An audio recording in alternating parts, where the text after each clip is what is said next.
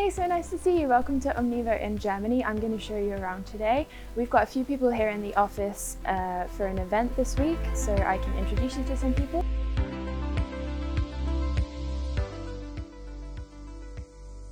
Hey, Kian, can I grab you for a second?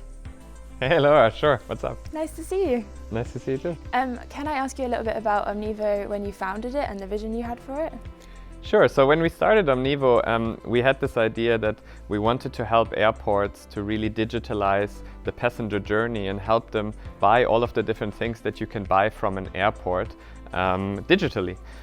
But then through working with airports and starting to get into airlines, and also through the pandemic, we realized that there's a much bigger picture than that, where passengers really want to have all of the different services and what airlines and airports call ancillary revenues at their fingertips and be able to buy them digitally. So whether it's pre-ordering your food before you're flying, pre-ordering duty-free, already engaging with destination experiences, all of the kind of things that matter to you while you're traveling, that we want to enable that as a one-stop solution, and this is what Omnevo is all about now. Amazing. And where do you see Omnevo going in the future? Well, obviously our goal is to become the leader in providing these end-to-end ancillary solutions to airlines, airports and rail providers around the world.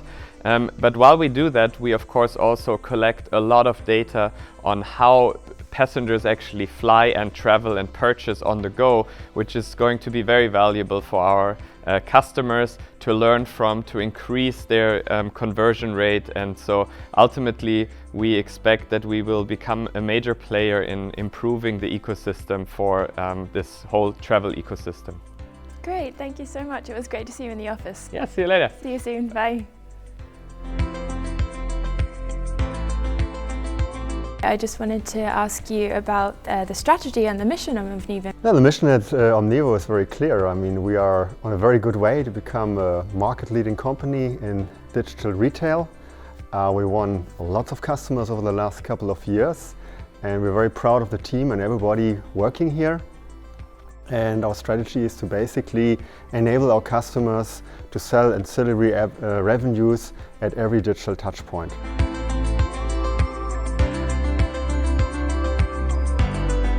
So what does your day-to-day at Omnevo look like? My day-to-day at Omnevo is quite flexible, I would say, both in terms of where I work and my daily activities. So today, for example, I'm in the office in Wiesbaden, but I usually work from home in Frankfurt. And depending on the project phase we are currently in, my day-to-day looks quite different. My mornings usually start with a quick daily update with the team on progress and setting priorities for the day.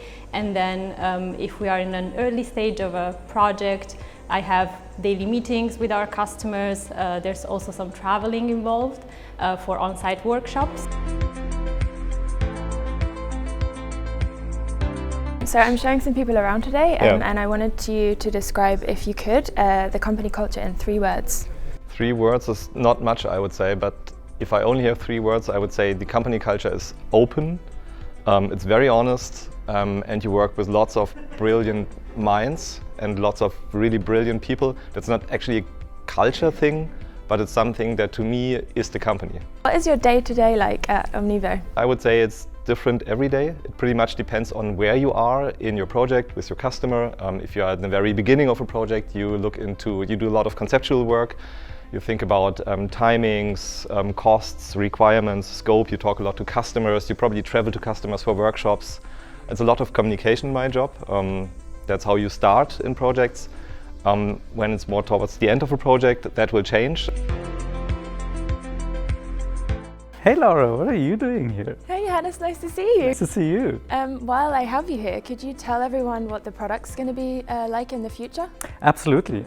So we've been developing our point of sale and our e-commerce solution. We brought the 2 solutions together in the last couple of years. We're working actively on a new iOS version of the POS, so we're going to be able to roll that out to a bunch of new customers that use iPads or iPhones, and there's going to be a couple of new functionalities that we can do with that. And then on the e-commerce side, probably it's going to be about onboarding a lot of new ancillary services and grow the footprint there. You work with the Tangier team and the Wiesbaden team quite often, right?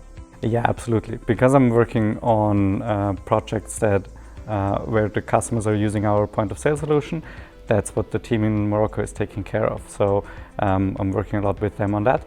And then when it comes to feedback or when it comes to product improvements for the e-commerce solution, then I'm working with the team here. And because I'm living in Wiesbaden, I'm often with the team in Wiesbaden here in the office.